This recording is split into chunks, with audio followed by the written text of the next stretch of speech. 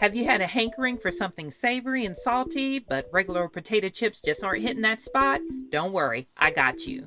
So let's get ready to dive into a world of culinary flavors as I show you how to make spicy cayenne crackers. So the first thing you want to do is add 1 1/3 cup of vegetable oil to a measuring cup. You can also use avocado oil, but I have best results with vegetable oil. So we're going to infuse the oil with flavor by adding 1/4 teaspoon of cayenne pepper and 1 whole package of dry ranch seasoning. One of those snacks that keeps you coming back. It is so good, so savory, so spicy. It is such a flexible recipe that you can use for gatherings or potlucks. It always is a winner.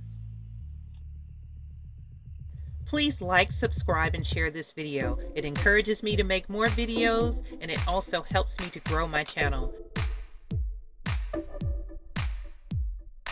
Next, you'll want to layer 1 sleeve of saltine crackers in a large lidded bowl.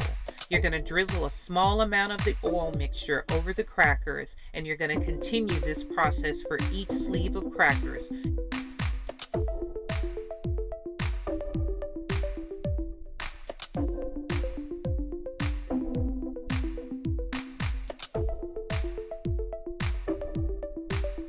Try your best to get a little bit of oil on each of the crackers and to distribute it evenly.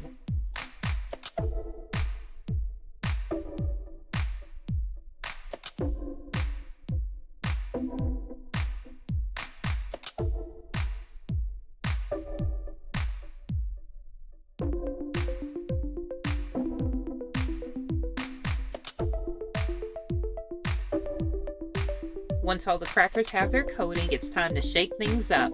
Close the lid on your bowl and give it a gentle shake to ensure the crackers are well coated with the spicy mixture.